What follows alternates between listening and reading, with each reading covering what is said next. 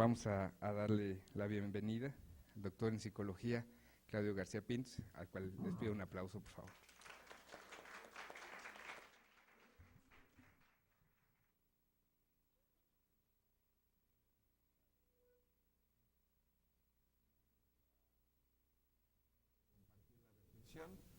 Sobre el tema del ciclo de la vida desde la perspectiva de la logoterapia y el análisis existencial, donde no vamos a hablar particularmente de una edad como hicimos esta mañana que hablamos de la tercera, sino vamos a hablar un poco de cómo se va desarrollando el ciclo de la vida y cuáles son de repente las expectativas que tiene la vida para cada uno de nosotros, porque partimos de la base de que aquello que nos corresponde es responder a la vida en todo lo que nos ha ofrecido y espera de alguna manera que nosotros le respondamos, ¿verdad?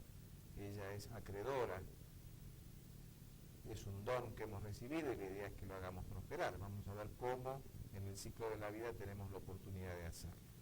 Para eso vamos a recordar algunos conceptos que ustedes seguramente ya tienen y los vamos a hacer rápidamente para darle un poco una unidad a todo el tema y que no quede descolgado, sino que vayamos recorriendo paso 1, paso 2, paso 3 y paso 4.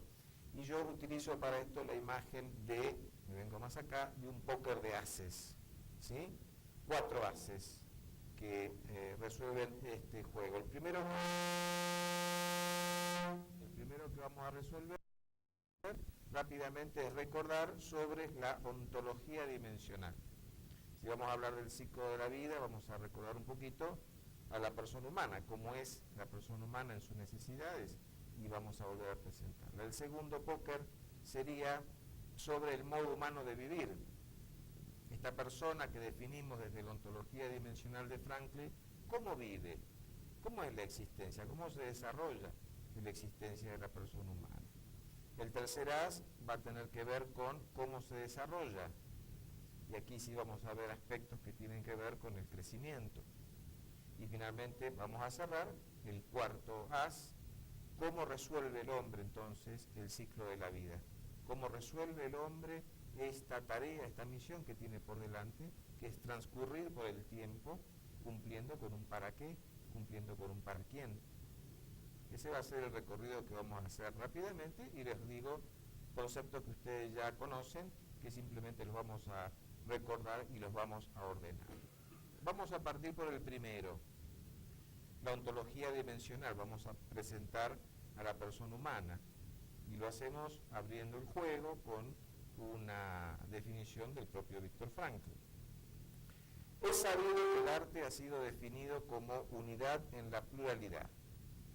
Bien, yo quisiera definir al hombre como unidad a pesar de la multiplicidad, pues existe una unidad antropológica a pesar de las diferencias ontológicas, a pesar de las diferencias entre varios modos de existencia.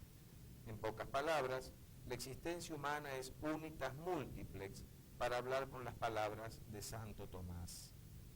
Este concepto de la unidad múltiple, que yo creo que de alguna manera, como decía en la mañana, le devuelve a las ciencias humanas su objeto de estudio, el hombre, integrado en esa tridimensionalidad.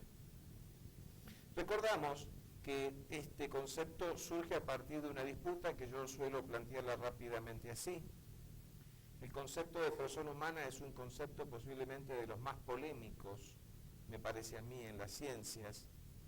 Me parece que todavía, a pesar de tanto que se ha dicho y se ha discutido, seguimos debatiéndonos en la definición de qué es el hombre. A mí particularmente me preocupa mucho este tema, el tema de la persona, porque vislumbro, posiblemente sea una apreciación solo mía, vislumbro que hay como una especie de resurgimiento de positivismo en las ciencias, que yo la verdad creía superado. Pero cuando aportes nuevos, neurocientíficos, nos dicen que la espiritualidad y el amor es producto de neurotransmisores, unos líquidos, digamos, unas sustancias químicas que circulan por nuestro cerebro y que según cómo se combinen hacen que yo tenga fe o no la tenga, o que ame a mi esposa o no la ame, me empieza a hacer ruido esta idea de hombre. No me parece que estamos volviendo a una época en la cual esto ya se debatió y yo creía que estaba superado. Pero se vuelve a discutir sobre esto y se pone al tapete la discusión en base a tres posiciones que son las de siempre. La primera que graficamos con este círculo con la letra B, que sería el biologicismo. Acentuamos siempre por prudencia y porque corresponde el ismo, que es esa caricatura reduccionista, ¿verdad?, que lleva al extremo un principio, porque en realidad no vamos a negar la existencia de una biología en nosotros. Ahora, ¿es la biología la que expresa todos nuestros comportamientos? Esto es lo que podemos debatir y discutir. Y a esta postura biologicista se le opuso otra que vamos a identificar con un rectángulo verde, con la letra P, que es el psicologismo. Es cuando los teóricos le dijeron a los primeros, no, momentito, además de un bios, el ser humano tiene una psique. Y en rigor de verdad, todos sus comportamientos son resultado de conflictos intrapsíquicos. ¿Qué quiere decir esto? Quiere decir que en esa psique hay una dimensión que yo no conozco porque es inconsciente, no tengo conocimiento de ella, donde hay fuerzas que chocan y del choque de esas fuerzas, las chispas son mis comportamientos. De modo tal que yo sé lo que hago, lo que no sé verdaderamente es por qué lo hago, porque el origen es inconsciente, intrapsíquico. Y estos teóricos aparecieron unos terceros que vamos a graficar con un círculo verde, con la letra E, los espiritualistas que han dicho, momentito, ustedes se olvidan de algo, y es que en el hombre hay un espíritu. Y en rigor de verdad, todas las conductas del hombre se explican a partir de su espíritu. Pero como es un espiritualismo, llevan a tal extremo el concepto del espíritu, que prácticamente hablan de un ángel, de un espíritu no encarnado. Hay autores en esta línea que aseguran que no existe la enfermedad, que una persona en estado de gracia no enferma. Lo que nos hace pensar que Juan Pablo II, María Teresa, no estaban en estado de gracia, ¿verdad?, porque se han enfermado con enfermedades terminales sufrientes. Son los ismos los que hacen ruido, porque no negamos en el hombre ni un bios, ni una psique, ni mucho menos un espíritu. Pero una de esas dimensiones puede explicarlo todo por sí misma. Este es el tema. Esto es lo que en ciencia se llama el pars pro toto, es decir, cuando por una parte se cree conocer el todo. Bueno, en realidad no es así, mucho menos por una realidad tan inabarcable como la persona humana, tan transparente y al mismo tiempo tan misteriosa como la persona humana, ¿verdad? Y esto yo lo identifico de esta manera, con un cuento que ustedes recordarán posiblemente de la tradición sufí, que habla de una comunidad de ciegos que quería conocer qué es un elefante. Y comisionan a 3 ciegos para que vayan a conocerlo y luego lo comenten y lo enseñen. Cuando vuelven, uno dice, yo les voy a decir lo que es un elefante. Un elefante es como una columna, como un pilar, fuerte, grueso, difícil de mover. El segundo le quita veracidad y le dice, yo les voy a decir lo que es un elefante. Un elefante es como un felpudo, como una alfombra, áspera, grande, gruesa. El tercero se ríe y le dice, no, ellos no entendieron nada, yo les voy a decir lo que es un elefante. Un elefante es como una manguera, húmeda, tibia, pesada. Y los 3 debatían respecto de quién sabía verdaderamente qué es un elefante. Ustedes comprenderán que lo que pasó es que uno había palpado solo la pata, otro había palpado solo la oreja y el tercero solo la trompa. Los 3 tenían verdad, pero los 3 estaban equivocados en creer que desde esa verdad conocían todo. Y esto lo toma Frankl y dice, las 3 posturas tienen verdad. No podemos negar que tienen parte de verdad. El tema es cómo hacemos para conciliarlos.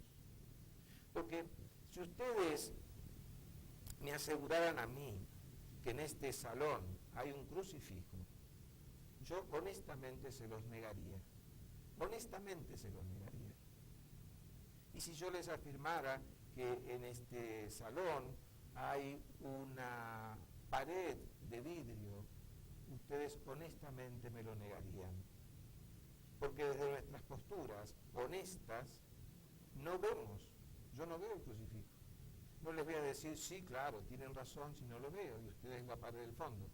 Si nos abrimos unos y otros y nos ponemos a compartir lo que vemos, vamos a poder entender mucho mejor qué es este salón. Y esto es un poco la propuesta de Viktor Frankl, cuando dice, los tres tienen verdad. ¿Cómo hacemos para conciliarla? Y es ahí cuando dice, hagamos lo siguiente, vamos a armar un escenario tridimensional y vamos a ubicar a cada una de estas dimensiones, a estas escuelas, en una dimensión. ¿No será que en realidad el hombre es un cilindro? Que si yo lo veo solo desde abajo, lo voy a ver como un círculo. Que si lo veo solo del costado, lo voy a ver como un rectángulo. Y que se lo miro desde arriba, lo voy a confundir con otro círculo distinto del anterior. ¿No será que estos autores lo que han hecho es esto? Y ahí está el error. Yo creo que sí, dice Frankl, porque el hombre en realidad es un ser tridimensional, bio, psico, espiritual. Aquí hacemos una salvedad, una nota de pie de página. Ustedes saben muy bien que él tenía cuidado en usar la palabra espiritual, porque cuando yo digo que el hombre es un ser espiritual, siempre alguien levanta la mano y pregunta, ¿y el que no cree en Dios? Y el que no cree en Dios también es espiritual, porque espiritual no es religiosidad. Espiritualidad es, pues espiritual es la capacidad que tiene la persona humana de percibir, captar valores, no percibir, captar valores, de ellos elegir uno o unos y decidir vivir su vida en la realización de esos valores. Eso solo lo puede hacer la persona humana.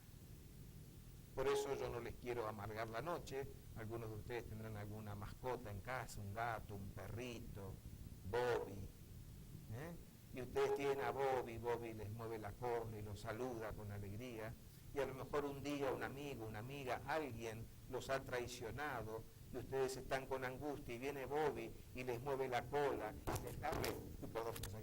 y les lame la cara y ustedes dicen, al final nadie es más fiel que Bobby. Y yo les digo, no, Bobby no puede ser fiel, porque para que Bobby pueda ser fiel, tiene que poder percibir valores, de ellos elegir el valor fidelidad y decidir vivir su vida realizando ese valor. Eso un perro no lo puede hacer. Un esposo sí. Un esposo puede hacerse Bobby también el esposo, ¿no? El esposo puede hacerse el Bobby, pero Bobby no puede hacer lo que debería hacer un esposo, porque esa potestad es solo de la persona humana. Eso es ser espiritual, lo que él llama no ético, todo junto, ¿verdad? No ético, no ético todo junto, de nus. Y así es donde él nos dice, la persona humana es biopsicoespiritual, o si ustedes psiconoética. Estoy terrible, perdóname Daniel. Y aquí él plantea dos leyes de la ontología dimensional que la verdad leerlas es un poquito difícil, uno no las entiende cuando las lee, pero son muy sencillas de entender. En la primera él nos dice que si a un mismo cuerpo nosotros lo proyectamos sobre tres dimensiones diferentes, nos va a dar por resultado tres figuras distintas que nos van a llevar a la confusión de preguntarnos, en definitiva, ¿qué es el hombre? ¿Un círculo verde, un círculo rojo, un rectángulo? ¿Qué es?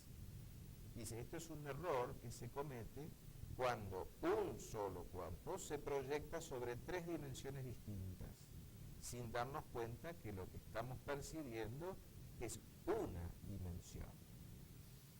Un cilindro es un cuerpo geométrico. Si yo lo reduzco a una figura geométrica, estoy viendo una parte de ese cuerpo, no el todo. Esto es lo que dice la primera ley. Y la segunda es mucho más divertida porque dice, si tres cuerpos distintos los proyectamos sobre una misma dimensión inferior, nos va a llevar a la posibilidad de confundirnos. Porque fíjense, si yo a un cilindro lo miro desde abajo, ¿cómo lo voy a ver? Como un círculo. Si a un cono lo miro desde abajo, ¿cómo lo voy a ver? Como un círculo. Y si a una pelota la miro desde abajo, ¿cómo la voy a ver? Como un círculo. No puedo caer en el error de decir que cilindro, cono y esfera es lo mismo. Sí, y estar equivocado. No son lo mismo. Este es el error que se comete cuando, por ejemplo, a ver, aquí tienen la Nochebuena, le dicen, ¿no? Nochebuena. Supónganse que acá hubiera un perro y Claudio. ¿Ustedes notarían diferencia entre nosotros tres? ¿Notarían diferencia entre nosotros tres? ¿Sí o no? Enfático, por favor. Sí, claro. Porque un perro yo le da igual. No. Es decir que entre la Nochebuena y yo no les da lo mismo. No, enfático. Sí. Es obvio que hay una diferencia. Entre un perro y Claudio hay una diferencia terrible, seguro. ¿Y cómo puede ser que hay autores que lo hayan negado? ¿Cómo puede ser que científicos de envergadura lo hayan negado? ¿Cómo puede ser que un Watson nos haya dicho que yo estudio el comportamiento de una rata de laboratorio y puedo saber exactamente cómo se comporta cualquiera de ustedes? Porque entre una rata de laboratorio y ustedes no hay diferencia. ¿Cómo puede ser que lo haya dicho? Es una persona tan inteligente como Watson. Biologicismo, dice Frankl, porque cometen este error. Ustedes me van a decir, bueno, Claudio, pero a ver, entre un orangután y vos no hay mucha diferencia. Es medio un humanoide o el mono, ¿verdad? El corazón del mono y el corazón del hombre son más o menos parecidos. Sí, parecidos, pero no es lo mismo. Dice Frankl, salvo que ustedes me digan que si a un auto le pongo alas, se convierte en un avión. No es así. El avión carretea, el auto también, pero hay una diferencia que es abismal. El auto fue diseñado para carretear y el avión fue diseñado para volar. El carreteo del avión es parecido, pero no es igual al carreteo del auto. Y estas confusiones se siguen dando. Hace poco yo escuchaba en un programa de radio, esos que escuchan los chicos, los jovencitos a la tarde. Yo cuando voy en auto por Buenos Aires, que a veces es como aquí, como México, mucho tráfico y uno demora, pongo la radio porque me gusta pelearme con alguien. Ya que no me puedo pelear con los otros conductores, me peleo con el programa de radio. Y pongo esos programas que dicen cosas que sé que me van a llevar a la pelea. Y había un programa de rock donde estaba entrevistado un cantante de rock muy conocido que estaba presentando su próximo espectáculo con sus nuevas canciones. Y el programa tenía una consigna. La pregunta era esta: ¿el hombre por naturaleza es polígamo o monógamo? ¿La monogamia es por naturaleza o es una de las tantas hipocresías de la cultura? Y la gente llamaba y contestaba. Terminado el reportaje al rockero, el periodista le dice, quiero que contestes la consigna del día. A lo cual el otro le agradece porque estoy con tantas ganas de contestar que te voy a dar la respuesta. Y dice, suponte que en este estudio de radio tuviéramos varias perras en celo y un perro en celo. ¿Qué haría el perro? ¿Serviría solo a su perra y no a las otras? ¿O serviría a todas las perras que hay encerradas con él? El periodista le dice, no, seguramente serviría a todas las perras que están encerradas con él. Y el rockero le dice, ahí tenés la respuesta. El hombre por naturaleza es polígamo. Y el conductor le dice, clarísimo, vamos a un corte. Y yo ahí empiezo a pelear. Digo, ¿qué corte? Vení, qué clarísimo, vamos a discutirlo. Porque me falta preguntarle al rockero esto. Si esto es así, el perro, después de servir a todas las perras, podría componer música como compones vos, o podría cantar como vos, a lo cual seguramente me diría que no, un perro no puede hacer el arte que yo puedo hacer. Y le diría, el perro no puede acceder al amor, de donde resuelve su disposición amorosa. Del mismo lugar de donde sale tu arte, del mismo lugar donde sale tu música, sale el amor. Y eso lo tiene el hombre, y eso marca una diferencia considerable. El hombre es monógamo por naturaleza. Por naturaleza, porque en la espiritualidad, cuando el hombre capta el bien en esa persona que ama, se queda prendido de esa persona que ama y no necesita otra.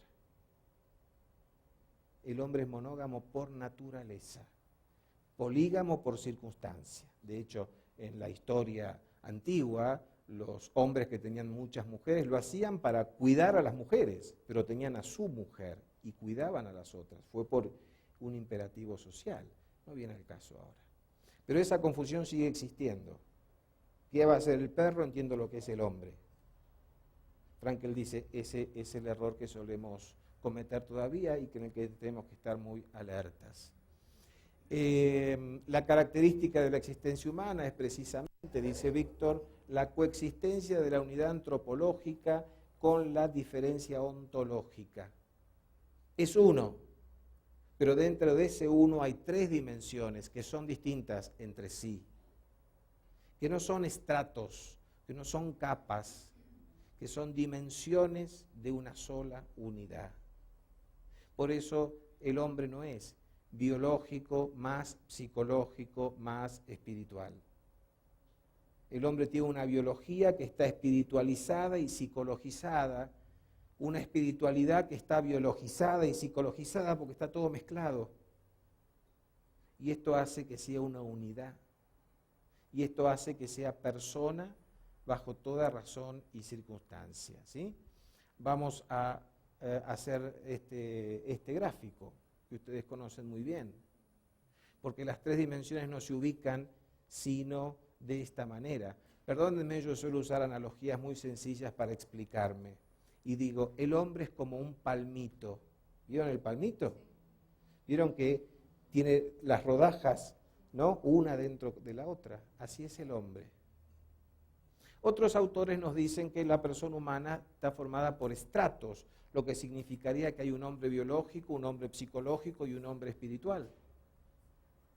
Y la diferencia es mucho mayor de lo que parece, no es una simple curiosidad, porque si esto fuera así, es como que son tres hombres distintos. Hay un hombre que es biológico y se entiende su biología desde la biología. Hay un hombre que es psicológico y se entiende su psicología desde su psicología. Y hay un hombre que es espiritual y se entiende su espiritualidad desde su espiritualidad. Esto admitiría la existencia de actos puros, actos que sean puramente biológicos, actos que sean puramente psicológicos o actos que sean puramente espirituales. Pero el hombre palmito eso no lo admite. Yo salgo de aquí ahora y voy a la capilla a orar porque tengo un motivo en mi vida que me angustia mucho. Es un acto espiritual, voy a orar. Pero resulta que por mi angustia y mi preocupación empiezo a orar y me olvido cómo es la oración que rezo todos los días. ¿Por qué? Porque mi angustia también entró a la capilla. Y como no comí en todo el día, estoy orando y las tripas me hacen ruido, porque lo biológico también entró a la capilla. No entró solo lo espiritual, entró el hombre como unidad. Y esto es lo que le da dignidad a todos los actos de la persona humana. Porque siempre, todo acto, del más simple al más complejo, del más trivial al más profundo, del más cotidiano al más excepcional, siempre es expresión de esa condición biopsicoespiritual. Siempre es manifestación de ese palmito que es el hombre. Una analogía también sencilla, si ustedes me permiten. Si yo les doy a cada uno de ustedes ahora una taza de café, un recipiente con leche y un poco de azúcar, y les pido a cada uno de ustedes que lo mezclen, ¿qué es lo que dará por resultado? Simple, un café con leche dulce. Ahora que tenemos el café con leche dulce, si yo ahora les pidiera que vuelvan a separar el café de la leche y del azúcar, ¿podrían hacerlo? No, ya no. Desde el momento que se mezclaron las tres cosas, ya no se pueden separar. Ese café con leche hirviendo es café con leche dulce. Frío, también. Congelado, también. Bajo cualquier condición es café con leche dulce. Una gota que salpique de esa taza, ¿esa gota de qué va a ser? Café con leche dulce. Es decir que el hombre, si me permiten, es como un café con leche dulce. Desde el momento de su concepción, donde es mezclado lo biopsicoespiritual, bajo cualquier condición y circunstancia, frío, calor, congelado, hasta la última gota de su existencia, bajo cualquier condición y circunstancia, será café con leche dulce. Siempre. Es imposible pensar que una gota que saltó de esa taza era de café con leche amargo. No. Es imposible pensar que es café con leche dulce mientras esté caliente. Ahora, si está frío ya es otra cosa. No. Por eso, este hombre enfermo, en coma, discapacitado mental, discapacitado físico, joven, viejo, como quieran, bajo cualquier condición y circunstancia, siempre tiene la dignidad de ser biopsicoespiritual, como el café con leche dulce. Y del mismo modo, ninguno de ustedes, habiendo hecho el mismo ejercicio, hubiera dado por resultado 2 cafés con leche dulce igual. Uno será más dulce, otro será menos dulce, uno será más fuerte, otro será más liviano, uno tendrá más leche, uno tendrá más café. Y esa es la dignidad de cada mezcla. Y esto es lo que lo enseña Frankl. Eso es la persona humana. Frankl no lo hubiera explicado así, no hubiera llegado a ser Frankl, no estaríamos estudiando logoterapia, ¿verdad? Esto es una analogía doméstica, como la vela esta mañana, como el palmito cuando hagan una ensalada, o cada mañana cuando preparen su desayuno. Acuérdense de la persona humana. Café con leche dulce hasta el final, bajo cualquier condición y circunstancia. Y toda huella que quede, porque salpicó, porque dejó la aureola, la taza en la mesa, cualquier huella que deja eso, va a ser de café con leche dulce. Por eso la obra de la persona humana tiene la dignidad de la persona humana, expresión de esa unidad. Lo bonito de todo esto, además, bueno, yo no me voy a ceñir demasiado al power porque me entusiasmo con otras cosas, así que pero de todas maneras tampoco me quiero alejar. Lo bonito de todo esto es que además Frankl nos ha enseñado, con la pasión que él lo enseñaba, que la facticidad, lo biopsíquico, es susceptible de procesos de deterioro, declinación y muerte, pero que el no dinamismo facultativo, aquello que nos faculta como persona humana, no es susceptible de esos procesos. Es decir, que en el hombre existe algo que lo hace persona humana, que nunca enferma, que no declina, que no muere. Y ese es el remanente sano. Y eso es lo que nosotros trabajamos en logoterapia. Lo que hacemos nosotros es liberar de detrás de la queja, detrás del dolor, detrás de la angustia, liberar a la persona humana que está allí atrás agazapada, porque ella liberada es la que va a sanar, tiene la potestad de sanar. Y esto tiene muchas implicancias, no me quiero detener, Nosotros, creo yo, perdonen, es una posición personal, nosotros no curamos. El paradigma no es yo te curo, el paradigma es tú te sanas. Y mi tarea es ayudarlo al otro para que pueda hacer aparecer esa persona que es sanadora. Ese aspecto que nunca nunca enferma. Muchos dicen, ¿cómo puede ser que si es una unidad, cómo no enferma? Si es una unidad, enferma el cuerpo, enferma todo. No, porque hay diferencias ontológicas, acuérdense. La persona humana es, a ver si sirve la analogía, supónganse que yo aquí tengo una lamparita, una bombilla de luz encendida, 100 watts, plena luz. Supónganse que yo le pongo una pantalla de tela. ¿Qué va a pasar?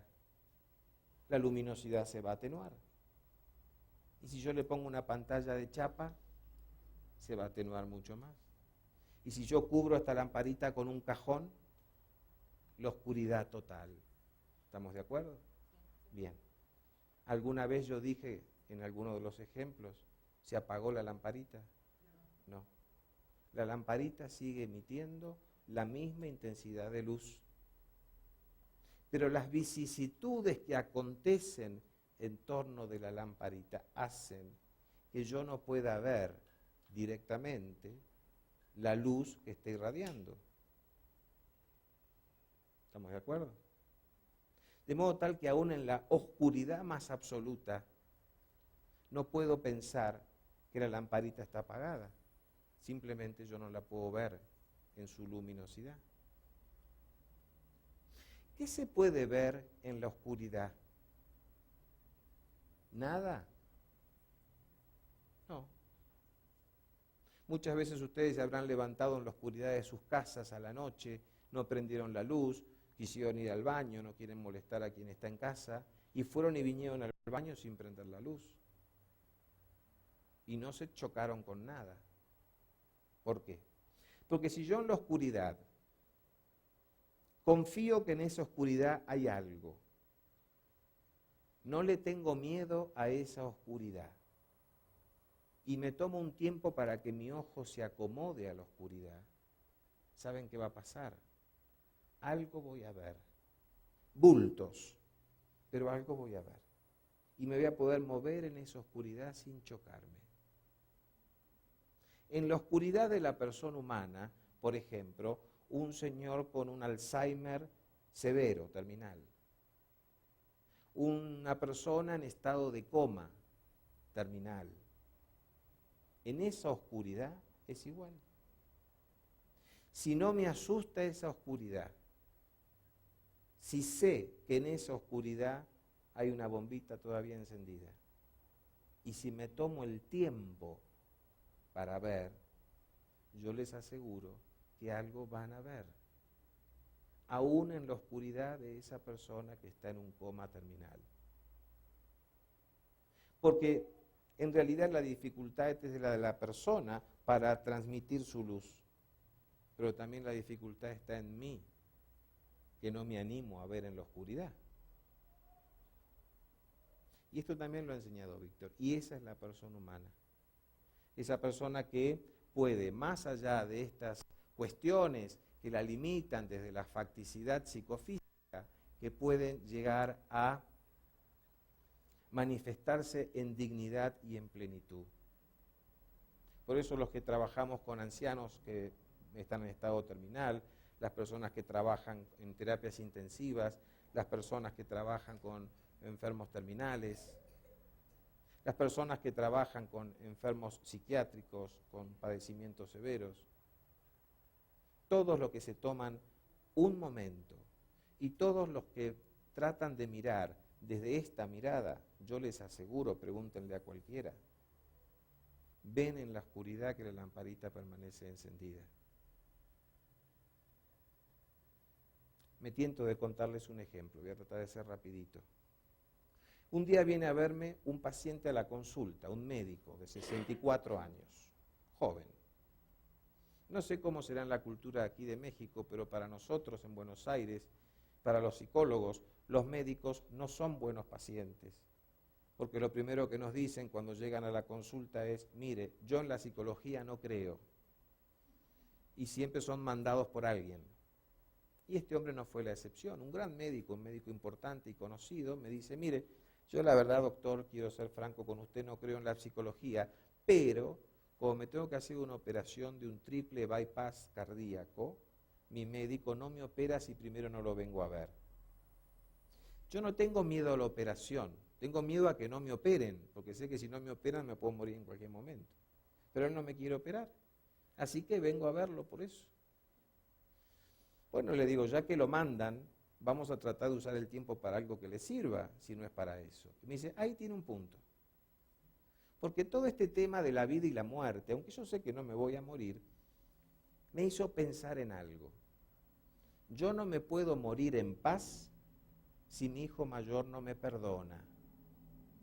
Y quiero que me ayude a lograr que mi hijo mayor me perdone. Brevemente, estudiante de medicina, se recibe y se casa con una compañera, también médica. Su afán, tener una clínica propia.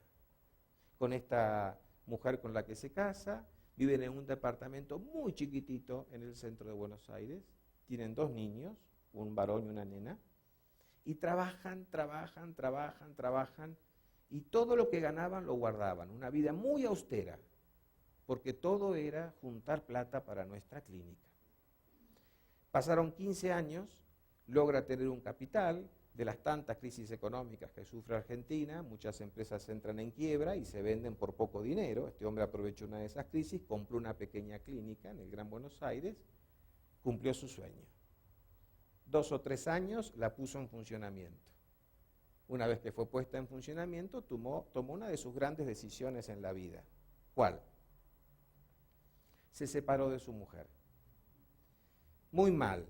Puso todo el bien común a nombre de terceras personas y se separó, y el único bien ganancial era el pequeño departamento, un pequeño auto y los 2 hijos. Y este hombre fue muy generoso, porque solo se llevó el auto y le dejó a la mujer el pequeño departamento y los 2 hijos, y él se fue. Y formó pareja ¿con quién? Con su secretaria, una muchacha 20 años más joven que él. Con esa mujer tuvo otros 2 hijos y logró fortuna, gran clínica, médico muy reconocido, mucha plata. Un día tuvo un accidente de tránsito, casi se mata, y ahí se da cuenta lo mal que se portó en la vida. Trata de remediar las cosas, se vuelve una persona casi de comunión diaria. Quiere remediar tanto que su mujer, que seguía viviendo en el mismo departamento donde la dejó y luchando para sobrevivir, él va a reparar. ¿Cómo lo hace? La contrata como médica en su clínica para que tenga un mejor trabajo. Del matrimonio primero, su hija lo había perdonado, pero su hijo mayor, desde el día que él se fue de la casa, nunca más lo volvió a ver. Estamos hablando de 20 años, 22 años. Nunca más lo vio en 22 años.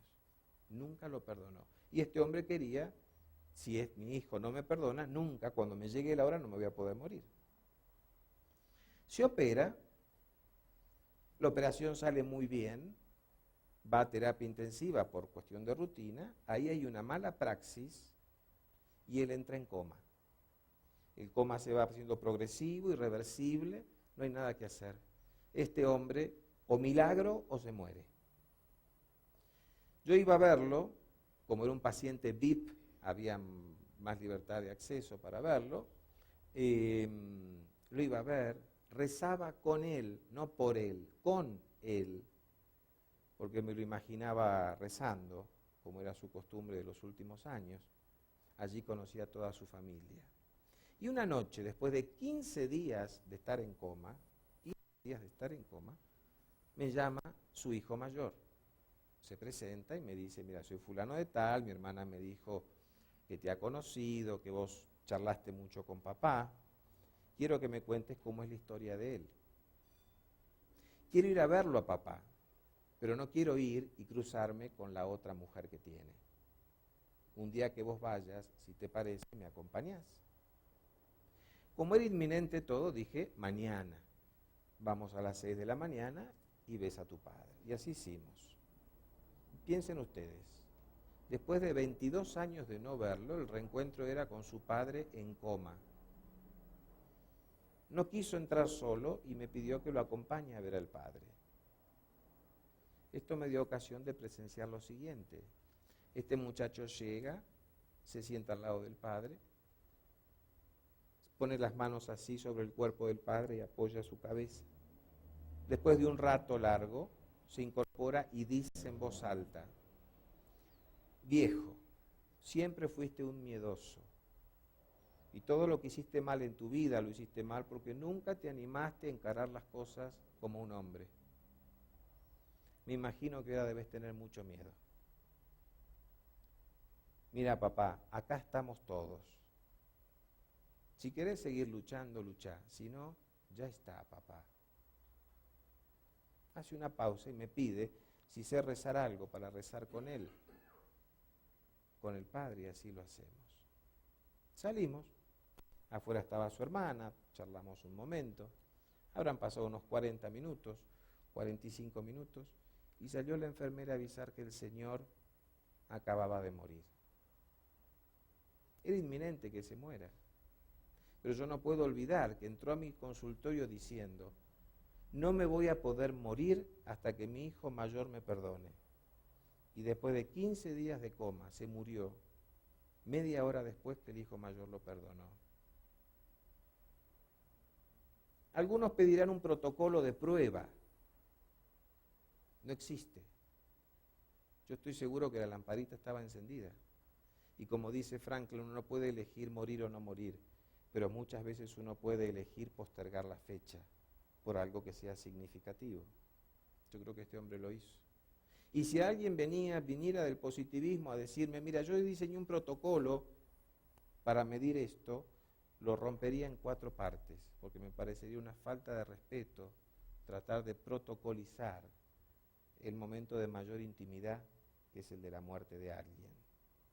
Pero los que tenemos esta mirada, yo les aseguro, en esa oscuridad vemos. A pleno día es difícil ver un destello de luz, pero en la oscuridad más cerrada es mucho más fácil ver cuando hay un destello de luz. Lo que pasa es que hay que estar preparado en el ojo para ver ese destello cuando acontece. Y esa es la persona humana. Esta persona humana, volvemos a la presentación, Daniel, esta persona humana, ¿cómo vive? ¿Cómo es el desarrollo de la existencia de esta persona humana? Y yo trato de explicarlo de esta manera. Siempre cuando yo he leído la literatura de los existencialistas, me ha dado un poquito de temor o de escozor cuando te dicen: estás arrojado a la existencia, enfrentado a la nada. Una cosa de soledad, de abandono, ¿no? Me da mucha pena, no para leerlo un domingo a la tarde, ¿no?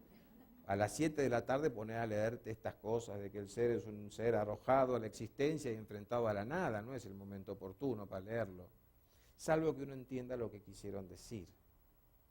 En realidad nos quisieron decir que arrojado a la existencia y enfrentado a la nada es esto.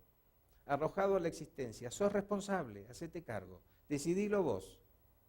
Y enfrentado a la nada, sos libre, está todo. Quiere decir, no está nada ya diseñado para vos. No es lo que le pasa a una planta. Un manzano no puede elegir dar peras o mandarinas. Ni siquiera puede elegir no dar manzanas cuando le toca darlas. Un gato no puede elegir ladrar porque le gustan los ladridos de los perros. Solo puede maullar. Nosotros podemos elegir lo que quisiéramos elegir. Cuando dicen enfrentado a la nada es enfrentado a todo lo posible. Ah, ya cambia la historia. Como decía el Chavo, ¿no? Así pues sí, cambió la historia. Y vos vas a poder elegirlo, lo que vos quieras. Y ahí me reconcilio con los existencialistas, ¿verdad? Y con la presentación que hace. ¿Cómo resolvemos esta situación? Básicamente comprendiendo también que el hombre es un ser cuestionado por la vida. Cuando nos pasan cosas y preguntamos por qué a mí, por qué ahora, siempre cuando es algo que no nos gusta, ¿verdad? Si yo hubiera tenido un hijo con una enfermedad, me hubiera preguntado por qué a mí, por qué ahora, porque lo hubiera considerado injusto, inoportuno, equivocado. Si yo soy una persona buena, ¿por qué me tiene que nacer un hijo enfermo? Afortunadamente he tenido la posibilidad de tener 2 hijos esos hijos además han nacido sanos. Nunca me pregunté por qué a mí. ¿Por qué a mí 2 hijos sanos? Porque claro, uno considera que tiene todos los méritos, ¿verdad? Curioso, nunca nos preguntamos por qué a mí cuando las cosas son buenas. Creemos que es justicia nada más. Pero cuando no es así, nos preguntamos estas cosas, además nos enojamos doblemente porque le preguntás a la vida y la vida no te contesta. Yo le pregunto a la vida, ¿por qué a mí? Y no contesta nadie. Y me enojo con la vida, porque encima que me hace vivir esto, no contesta. Hasta que me doy cuenta que no contesta porque la vida no contesta. La vida pregunta. El que contesta soy yo. Un poco como canta Serrat, ¿no? Acláreles quién manda y quién es el mandado. Acá sería acláreles quién pregunta y quién es el cuestionado. Y me toca a mí dar respuesta. Y desde un principio la vida nos hace a todos una respuesta. Nos pregunta, ¿qué quieres hacer, Claudio, con esta oportunidad que te voy a dar? Y todos damos una respuesta. Yo quiero ser ese ahí, con bracitos de triunfo. Imaginen que esa respuesta es una piedra que yo ato y tiro hacia adelante. Y cayó allí adelante. Eso marca mi deber ser. Deber ser no es, como dicen los psicoanalistas, el mandato de mamá o de papá. Eso es otra cosa. El deber ser no viene desde lo psicológico, sino que viene desde lo espiritual. Viene desde el caracú, la pulpa, el carozo de mi ser, de ahí viene, ¿verdad? Es lo que propiamente podría definir como la mejor versión posible de mí mismo. El deber ser es que yo logre ser el mejor Claudio que pueda ser. O si quieren en términos heideggerianos, el desarrollo de mi clauditud, ¿verdad? Plenificar mi ser. Ese sería el deber ser. Y ahora tengo un proyecto. Ustedes se van a dar cuenta cuando una persona tiene un proyecto porque van a ver en su comportamiento estas 3 características. Unidad. Si todos van a ver que es una persona congruente, una persona que tiene, no me sale la palabra que quiero decir, que no es congruente, es coherente, una persona que es coherente entre lo que quiere y lo que hace. ¿Ven que va orientado? Orientación, sabe qué quiere. Motivación, tiene ese vigor, esa vitalidad para lograr. Esa persona tiene un proyecto. Y así empezamos todos a vivir, agarraditos de ese proyecto. Así arrancamos todos. ¿Vieron como Batman y su batisoga? Vamos así agarraditos caminando. Lo cierto es que nadie nunca llegará hasta el final agarrado de la soguita, porque nos pasan cosas que nos van distrayendo. Yo iba agarrado de mi soguita y viene alguien, viene ella, sin querer y me pisa un pie y me genera dolor. Y yo digo, ¡ay, qué dolor! Ya solté una mano. Y sigo caminando agarradito de una mano y pasa la mujer de mi vida, el amor de mi vida. ¿Ustedes creen que lo voy a dejar escapar? No, la voy a agarrar. Ya solté la otra mano. Y las cosas que nos van pasando hacen que uno se suelte de esa línea. Y uno sigue viviendo como en una nube. Me parece que es para allá, más o menos orientado. Y en ese andar a veces nos pasan cosas que nos detienen abruptamente. Como que yo iba distraído y había una puerta de vidrio que no vi que estaba cerrada, ¡pum! Y me llegó un golpe. La vida me detiene, aquello que Jaspers describió también como situación límite.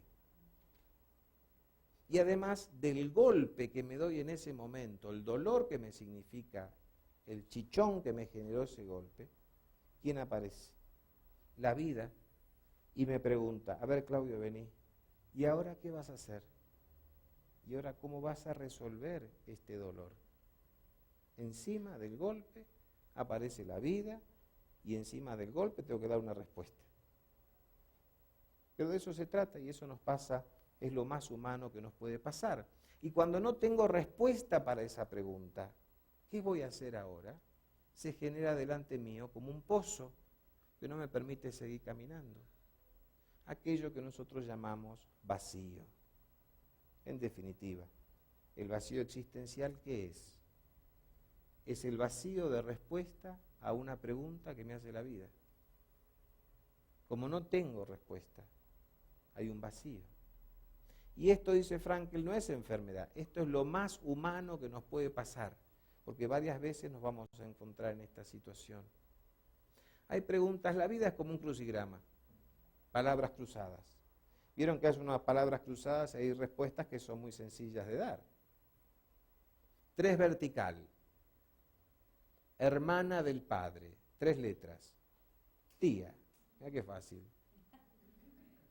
Pero no son todas así. Y algunas palabras las voy armando porque otras que fui armando me armaron la respuesta de esta. Alguna porque alguien me dio una mano y me dijo, el dios griego de no sé qué cosa es este. Ah, no sabía. A veces hago un poquito de trampa y miro atrás la hoja de las respuestas. Pero todo crucigrama tiene esa que es larga, vieron, que cruza todo el diseño. Difícil. Que uno pasa por acá, viene por ahí, se choca con esa, y uno sabe que si no la resuelve, no va a seguir adelante.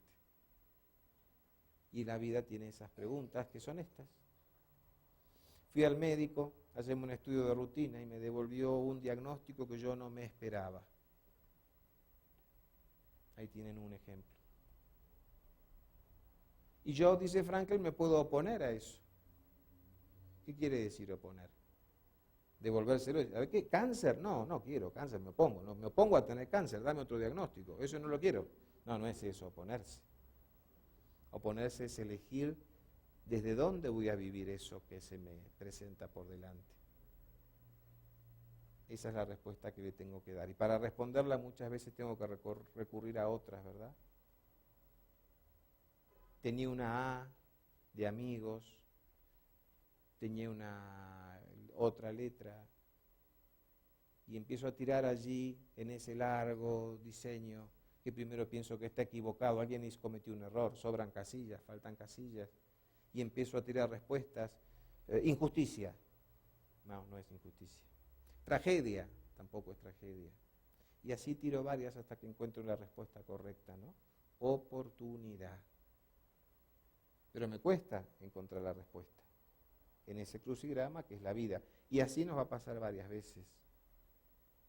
Lo cierto es que si yo puedo resolver,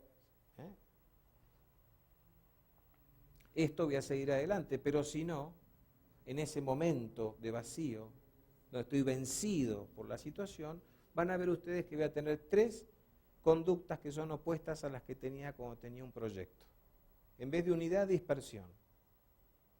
Intento una cosa, intento otra, abandono, voy para el otro lado. Desorientación. No sé qué hacer. Y si estoy disperso y desorientado, ¿voy a tener motivación de seguir adelante? Vigor vital. No, voy a estar desmotivado, apático.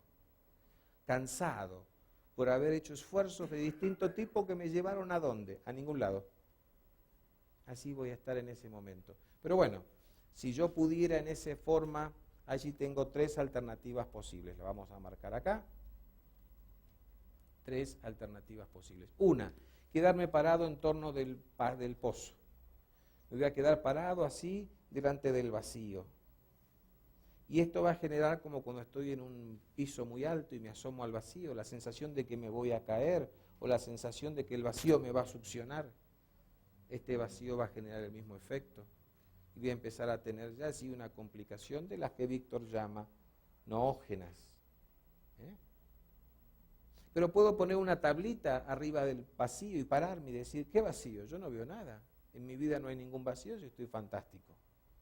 Esa tablita puede ser el alcohol, el trabajo, la plata, el sexo, cualquier cosa que me haga negar el vacío que hay en mi vida. Esta situación es más grave que la anterior, porque aunque ustedes me vean a mí fantástico, viviendo con un ánimo y un entusiasmo, primero que es falso y segundo que esa tablita se puede romper en cualquier momento y cuando se rompa me voy a caer al fondo del pozo. En el primer caso, por lo menos todavía veo que hay una respuesta por encontrar. Tengo la chance de encontrarla. Aquí como niego todo, me niego toda posibilidad.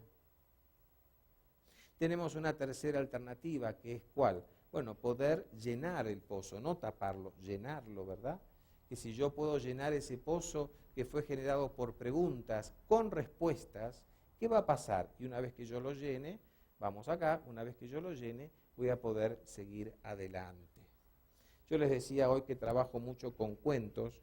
Te toco otra vez esto. Trabajo con cuentos, rapidito, perdónenme el tiempo, ni miro el reloj. Ustedes me van a decir con sus caras si tengo que terminar y cuándo. El grano de café. Cuento que yo le cuento a la gente que se queda en esa posición de lamentación y lamentación y lamentación y lamentación. Había un cocinero que tenía una hija que se quejaba permanentemente porque era víctima de la vida. De todo se quejaba. Y un día el cocinero, harto de escuchar a su hija quejarse, la invita a su cocina. La sienta delante de su cocina y prende 3 hornallas. En cada una de ellas pone un recipiente con agua. En el primer recipiente pone una zanahoria. En el segundo recipiente pone un huevo de gallina. Y en el tercer recipiente un puñado de café.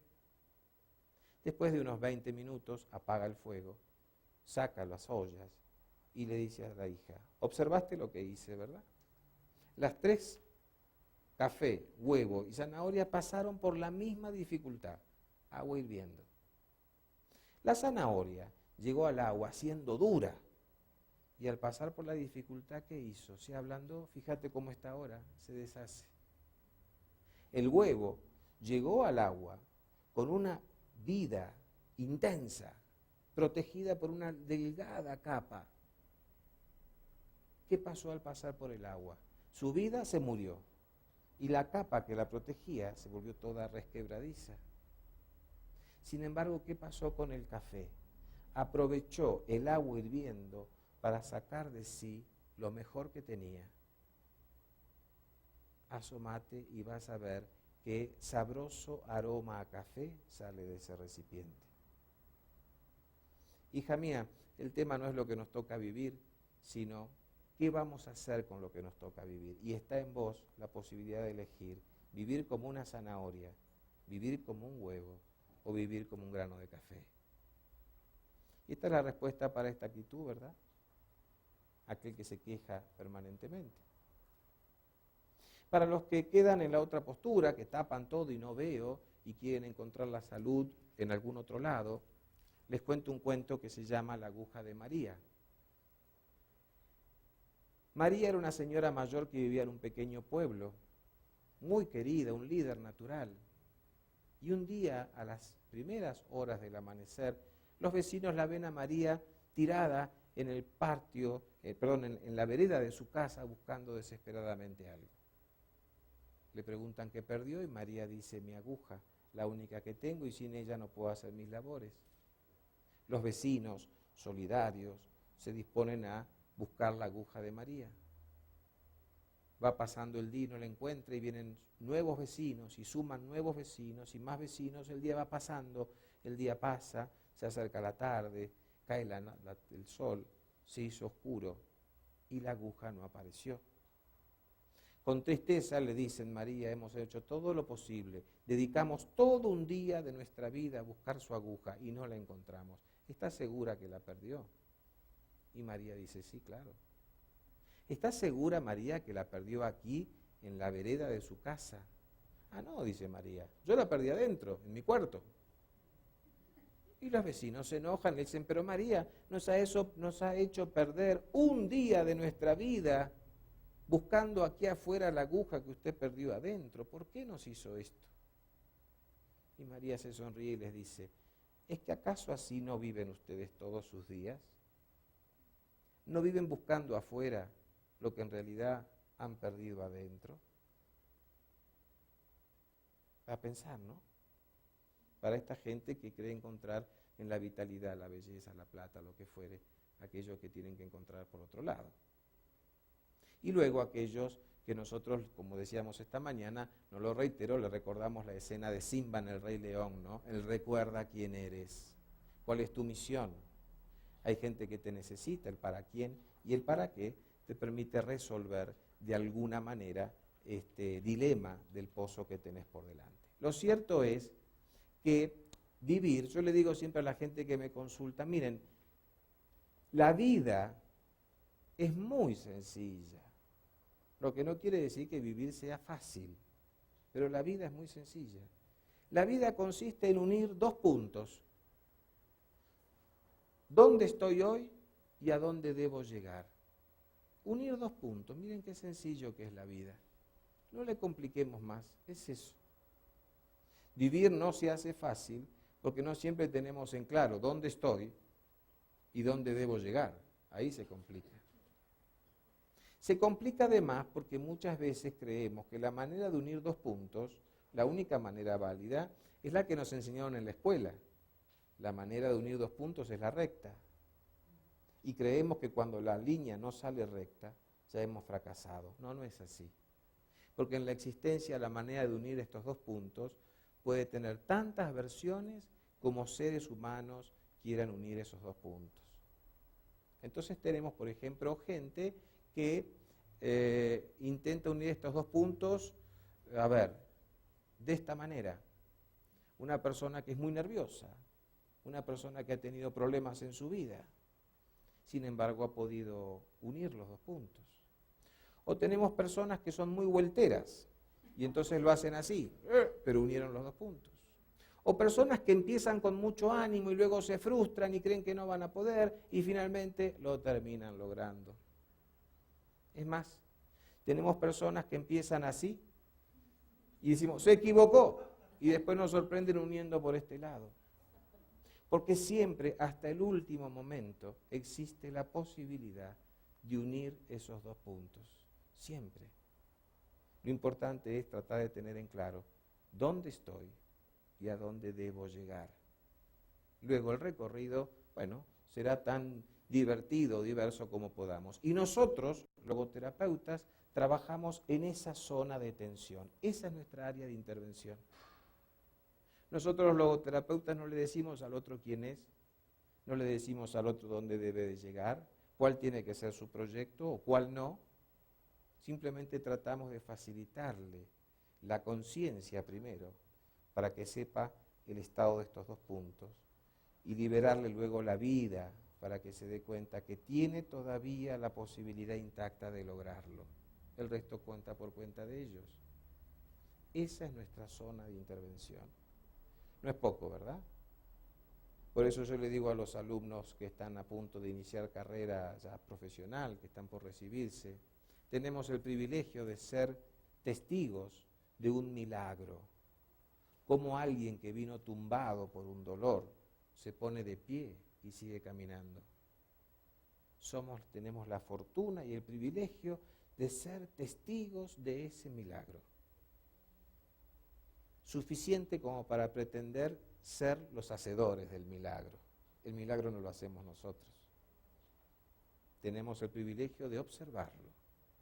Y así es como existe, ese es el modo humano de existir de la persona humana, debatiéndose con estas cuestiones que yo rápidamente trato de contarles. ¿Cómo se desarrolla esta persona que tiene esa estructura, que tiene que enfrentar esta existencia? ¿Cómo se desarrolla? Bueno, vamos a plantearlo de esta manera. Hay dos procesos que a veces se confunden. Uno es envejecer y otro es madurar. Envejecer es un proceso fisiológico inevitable. Envejecer significa el desgaste que tiene nuestro organismo por pasar por el tiempo. Madurar es el resultado de la toma de posición ante la vida. Por eso decimos que envejecer es inevitable. Madurar es opcional. Hay gente que puede elegir no madurar si quiere. Nadie puede elegir no envejecer. Y en definitiva, crecer implica llevar adelante esos dos procesos. Uno se planifica cuando puede vivir su envejecimiento como corresponde y puede aprovechar su experiencia de vida para tomar posición y madurar. Para que ustedes vean que son dos procesos distintos, vamos a utilizar un concepto de los griegos, que hablaban de dos dimensiones del tiempo. Una primera dimensión la llamaron cronos, que es el tiempo cronológico. Un minuto para todos nosotros, cronológicamente hablando, son 60 segundos, ni más ni menos, aquí y en todo el mundo. Ese tiempo cronológico tiene por extremos pasado y futuro y se vive siempre desde un presente. Nuestro tránsito por la cronología nos hace envejecer. Y esto es inevitable. Todos nosotros somos una hora más viejos de lo que éramos cuando yo empecé a hablar.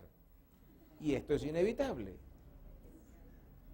Porque hace una hora que estamos, la última hora la hemos transitado por el Cronos. Pero ellos decían que hay otra dimensión del tiempo que llamaron Kairos, que nosotros la vamos a tratar de ubicar en nuestro gráfico de esta manera, el Kairos. El Kairos es un tiempo vivencial. Si cronológicamente un minuto es lo mismo para todos, vivencialmente no. Para el contemplativo un minuto no es lo mismo que para un ansioso, ¿verdad? Le digo a un ansioso, espérame un minuto, y no es lo mismo que darle a un contemplativo y decir, bueno, anda a caminar por el parque acá, que es tan bonito, un minuto. Es decir, son dimensiones distintas, ¿verdad? Incluso para nosotros, para mí mismo, un minuto esperando una buena noticia, un minuto esperando una mala noticia, son 2 minutos distintos. Y ellos decían, cada ser tiene su propio kairos personal. ¿Cómo entendemos que de un mismo árbol de mandarinas, en el mismo momento, hay mandarinas que están verdes, mandarinas maduras y mandarinas que ya se han caído del árbol y están podridas? Si es el mismo árbol, ¿no tendrían que estar todas las mandarinas maduras al mismo tiempo? No, dirían los griegos, porque cada mandarina tiene su kairos para madurar, madura a su propio tiempo. Por eso cuando yo me enojo con el otro porque le digo, pero dale, toma la decisión, ¿qué estás esperando? Tiene su tiempo personal para medir las características de la decisión que va a tomar. Ese kairos tiene por extremos lo profundo y lo trascendente. Para hacerlo sencillo, es la teoría aristotélica del acto y la potencia. Lo profundo sería que yo aquí en la palma de mi mano tengo una semilla de mandarina. Ya en esta semilla está el árbol dando flor y fruto. Está en potencia, pero ya está todo aquí dentro de esta semilla. En el ser humano está todo nuestro ser dentro nuestro. Eso sería lo profundo. Y lo trascendente es la mayor realización posible de ese ser. Ese es el proceso de maduración. El ser humano, yo les decía, tiene que llevar adelante los dos procesos. ¿Cómo hacerlo si se cruzan? Si voy por uno, no puedo ir por el otro. Muy sencillo, porque en realidad la existencia humana se desarrolla a través de ese tercer vector colorado, que es el que llamamos existencia. Y allí, paradito en el presente, donde se cruzan los 3 ejes, estamos parados todos nosotros. Y cada paso que damos vamos llevando adelante los 2 procesos. Cada uno de nosotros está paradito en el cruce de ejes. De modo tal que, desde esa posición en la que estamos, tenemos allí el cuadrante que tenemos por delante. Es decir que, miren qué sencillo que es esto. Es decir que, por delante tenemos solo 3 temas que resolver. Nuestro futuro, nuestra muerte y nuestra trascendencia. No se quejen porque son solo 3. Ya si fueran 4 sería abusivo, ¿verdad? Son 3 nada más. Nuestra muerte, nuestro futuro y nuestra trascendencia. Es lo único que tenemos que resolver. El otro se resuelve solo. ¿Cómo hacemos para resolver esto? No se preocupen porque Víctor nos ha dado herramientas muy válidas. ¿Cómo resuelvo mi futuro? La finitud en el tiempo. La finitud en el tiempo lo resuelvo ¿cómo? Que cada minuto que viva tenga una finalidad, un significado. La vida es corta, hablábamos con Guillermo hace un momento atrás. La vida es corta. No me importa cuánto tiempo tengo por delante. Lo importante es que si tengo un minuto, ese minuto me sirve para algo importante. ¿Cómo resuelvo ese tiempo? Así. ¿Cómo resuelvo la muerte? Miren qué sencillo. tratando de llegar a ella lo más vivo posible. ¿Cómo resuelvo la muerte? Tratando de llegar a ella lo más vivo posible. Ahora vamos a ver cómo. ¿Y cómo resuelvo la trascendencia? Muy sencillo, vaciándome es la manera de estar lleno, dándome, entregándome en la actitud más autotrascendente posible de la entrega. Y esto es posible gracias a un recurso que Víctor nos ha enseñado, que son sus 3 categorías de valor. ¿Cómo puedo resolver el futuro? Y Víctor me va a decir, Claudio, busca ahí en tu repertorio que tiene tu persona, allí vas a encontrar unos valores de creación. ¿Cómo puedes resolver tu futuro? Muy sencillo.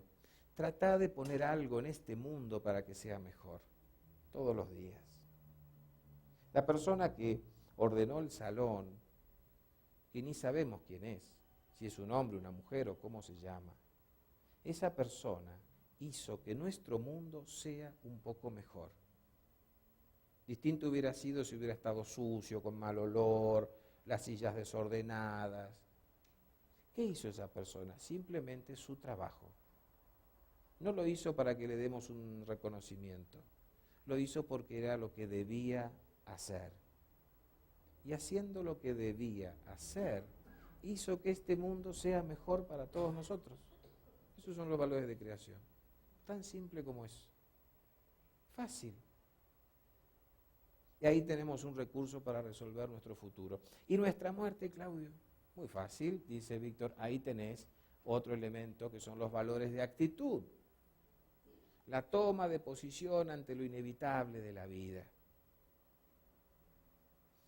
Ustedes se acordarán una película de Brad Pitt, las señoras, las muchachas, seguro que se acordarán, una película de Brad Pitt que se llama, en Argentina se llamó ¿Conoces a Joe Black? Que trabaja Anthony Hopkins y Brad Pitt representa la muerte que lo viene a buscar, ¿sí? Ustedes se acuerdan que Anthony Hopkins es un hombre que tenía su vida complicada con negocios, algunos turbios, con sus hijas no tenía un buen diálogo, y cuando se entera que la muerte lo vino a buscar, ¿qué hace? Ordena su vida, dice a sus hijas lo que tenía que decir, blanquea sus negocios, pone orden a su vida. Llega el momento de su cumpleaños y después de celebrar y agradecerle a sus amigos la vida que le permitieron vivir y apagar las velitas, Brad Pitt le hace la seña, llegó el momento. Allí Anthony Hopkins va caminando con Brad Pitt, se da vuelta para ver lo que deja y le pregunta a la muerte, ¿tengo que tener miedo? Y la muerte le contesta, un hombre que ha vivido como vos, no. Es un hombre que llega ordenado, no tiene que tener miedo. Yo tengo un libro escrito que se llama Citas ciegas, que habla sobre la imprevisibilidad de la vida, y uno de los capítulos habla sobre la muerte, que le da nombre al libro, Citas ciegas. ¿Ustedes saben lo que es una cita ciega? Se dice así aquí. Cuando alguien me dice, te voy a presentar a una muchacha que yo no conozco, una cita ciega, fantástico. Supónganse que viene Guillermo y me dice, Claudio, tengo una chica para que conozcas, supuestamente no estando mi mujer, aunque estuviera mi mujer no lo haría, se los juro, pero diga, viene Guillermo y me dice, tampoco me lo propondría. Viene Guillermo y me dice, hay una chica que quiero que conozcas, te interesa, y digo, uy, bárbaro, me encanta, fantástico. Bien, ¿cuándo la puedo conocer? No, vos quedate tranquilo, yo te aviso. A partir de ese momento, ¿qué empiezo a hacer yo? Me preparo, me corto la barba, me corto el cabello, pienso qué camisa me voy a poner para estar agradable ese día, no me comprometo para los fines de semana porque posiblemente me llame Guillermo, ordeno todo, estoy expectante. Un día me llama Willy y me dice, mañana, voy, entusiasmado, ¿con qué interés? Llegar delante de esa muchacha y no defraudarla. Quiero darle la mejor mirada de mí, el mejor impacto, que me vea de la mejor forma posible. Bien, yo creo que la muerte es una cita ciegas. Alguien ya la ha pactado para mí. Alguien ya me ha dicho, un día te voy a llamar. Y tengo toda la vida para prepararme, con una única intención, que llegado ese momento, no la quiero defraudar. Quiero que cuando llegue ese momento, la muerte, me vea en mi mejor versión, como esa muchacha. Y creo que esa es la manera de tratar de llegar lo más vivo posible a la muerte. Juan 23, que lamentablemente ustedes recordarán, tuvo un final en su vida parecido al de Juan Pablo II, ¿verdad? Una enfermedad terminal larga. Escribió pocos meses antes de morir una carta donde decía: espero a la muerte como quien espera la visita de su hermana. Espero que se demore, porque todavía tengo mucho por hacer, pero el día que llegue, la voy a recibir como quien recibe la visita de una hermana. Es eso. Ojalá que se demore, tanto por hacer todavía, pero me preparo para no defraudarla cuando llegue. Valores de actitud. ¿Y cómo resuelvo la trascendencia? Valores de experiencia.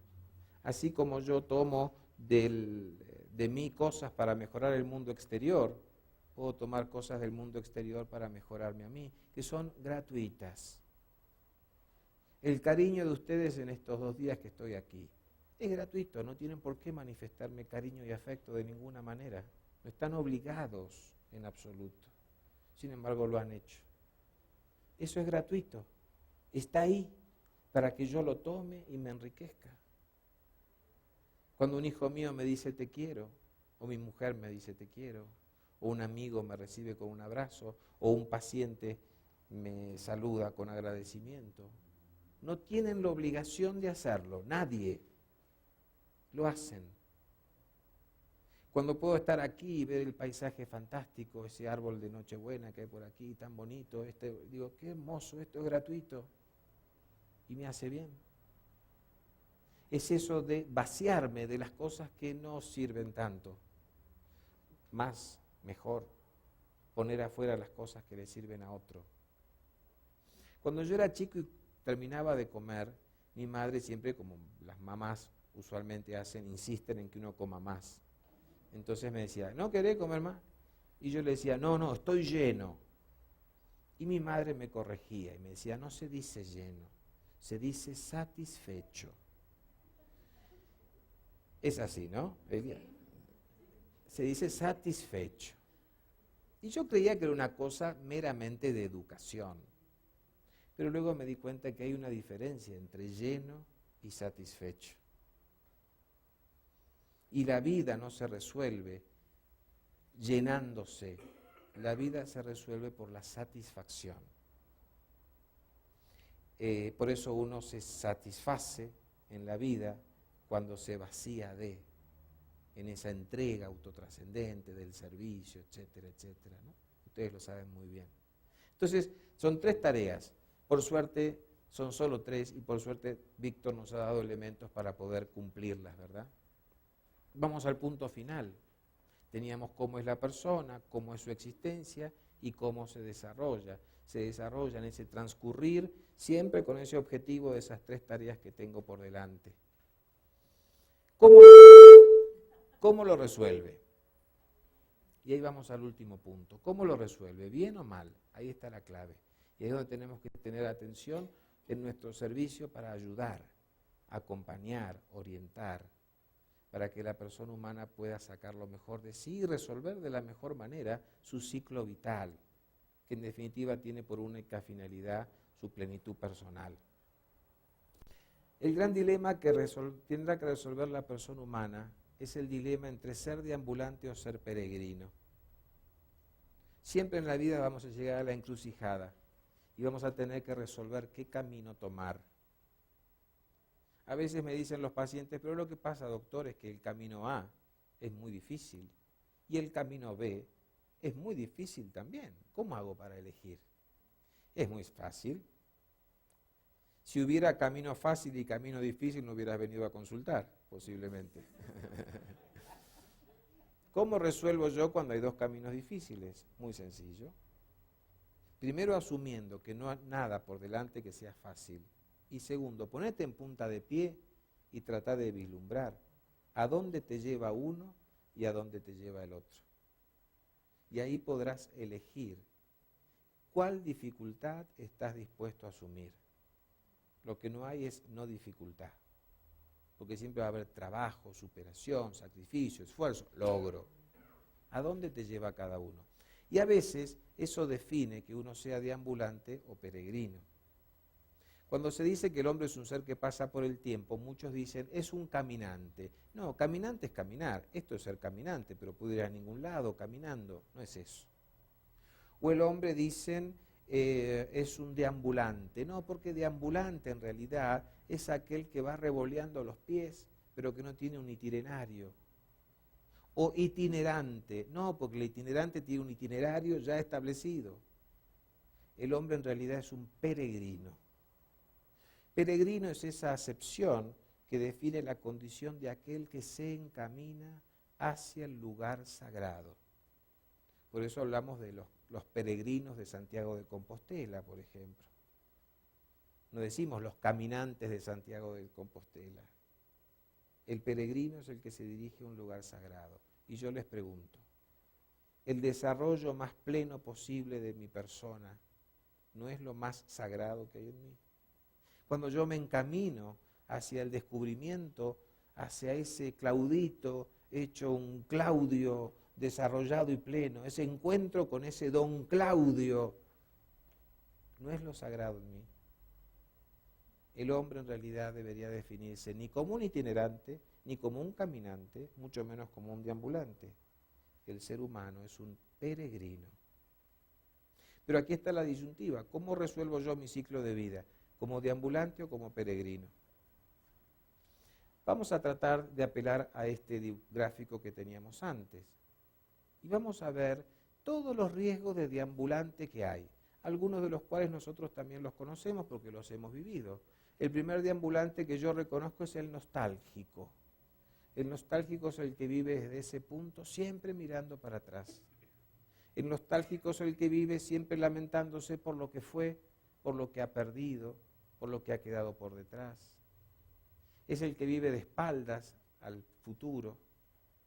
El nostálgico es aquel que, yo le digo a los pacientes, miren, vivir en realidad es como manejar un auto. Conducir la existencia es como conducir un auto. Cuando usted conduce un auto tiene por delante un cristal transparente muy grande que le permite ver el horizonte. Y en el medio tiene un pequeño espejo que le permite ver para atrás. Y usted mira para atrás solo para asegurar la maniobra que lo lleva hacia adelante. No sería posible conducir un auto si tuviera por delante un gran espejo y solo una pequeña mirilla de cristal. No puede avanzar. Conducir la existencia es como conducir un auto. Por delante un parabrisas transparente con horizonte. Un espejo, porque a veces tenemos que mirar para atrás para asegurar la maniobra de avance. El nostálgico tiene por delante un espejo. Por eso le cuesta avanzar, por eso no encuentra alternativas, por eso no encuentra caminos posibles, por eso se queda parado definitivamente en la lamentación de lo que ha sido. Un deambulante conocido, ¿verdad? Conocemos deambulantes de este tipo. Otro deambulante posible es lo que yo llamo el ya-ya. El ya-ya, que es muy típico de este tiempo. ¿Vieron? Un tiempo de ansiedades, todo tiene que ser inmediato. Cuando yo era chico, lo único instantáneo era el toddy, chocolate para hacer con la leche, la chocolatada. Lo único instantáneo era eso, pero aún así había que tomarse un esfuerzo, que era revolver un poquito. Bueno, hoy todo tiene que ser instantáneo. Para este deambulante todo tiene que ser ya, pero no ya tiene que ser.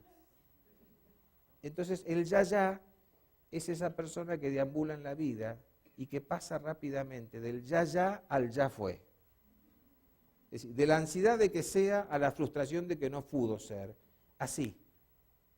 Eso lo vemos mucho en los jóvenes hoy. Que pasan rápidamente del ya al ya fue. Y se frustran y dejan.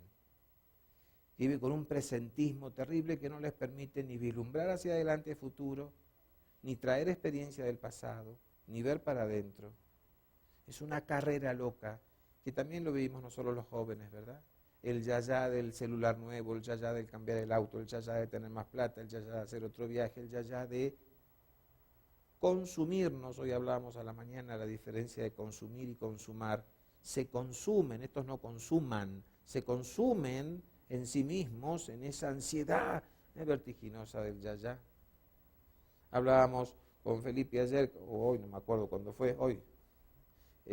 Son tan intensos los días que me parece que hace 3 que ya estoy acá. Donde decíamos, demoraba la máquina en abrir y decíamos, estamos tan acostumbrados que ya tiene que ser así, ya nos parece que es vieja la máquina y que se demora, que lenta la máquina, ¿verdad? Ese es el deambular del ya, que no tiene espacio para contemplar, para reflexionar, para mirar hacia adentro, para mirar al costado, para disfrutar lo logrado, porque ya, y ya tiene que venir otro nuevo. Otro deambulante que yo suelo ver es el conquistador, aquel que procura siempre más, y más, y más, y siempre mira hacia adelante, y lo conseguido no le alcanza. Hace cierto aquello que sentenciaba al querido y recordado Facundo Cabral, cuando decía: el conquistador, por cuidar su conquista, se vuelve esclavo de lo que ha conquistado. El conquistador es el que cree que la vida se resuelve con un enfrentamiento permanente. Y yo siempre le aclaro al conquistador, momentito. Enfrentar es tener por delante un adversario. Y el enfrentar genera siempre violencia y un riesgo, perder. Pero la vida no se enfrenta, la vida se afronta. Afrontar es ponerse al frente de. Cuando uno se pone al frente de, por delante no tiene un adversario, tiene un horizonte. Los horizontes no generan violencia, los horizontes generan vigor. Yo salgo a caminar con mi mujer por la playa y me dice, vamos hasta el muelle. Vamos charlando, llegamos al muelle. Y me dice, vamos hasta los barquitos aquellos. Y dale, vamos. Llegamos a los barquitos. Llegamos a los barquitos y me dice, vamos hasta las sombrillitas amarillas que hay allá. Y vamos. Cuando llego a la sombrilla, miro para atrás y digo, caminamos como 4 kilómetros por la playa. Y no me di cuenta, porque el horizonte te hace así con el dedo. El horizonte te llama, te inspira, te alienta. El horizonte genera vigor. Si me hubiera dicho de entrada, vamos a caminar 4 kilómetros por la playa a pleno rayo de sol, ni loca, te digo, no, me quedo. ¿Ven la diferencia? La vida no se enfrenta, hay que aclararle al conquistador. La vida se afronta. La vida no te exige violencia, te requiere vigor, la audacia de vivir. Este es el punto. El conquistador deambula porque todo es conquista, todo es pelea, todo es enfrentamiento. A veces vienen jóvenes que van a tener su primer hijo y me dicen, no, mi mujer está embarazada. Uy, qué lindo, qué bueno, qué felicidad. Y sí, vamos a ver ahora cómo enfrentamos esto. ¿Cómo vas a enfrentar un nacimiento de un hijo? No es una adversidad. Vas a tener más trabajo, otra responsabilidad, pero es horizonte pleno.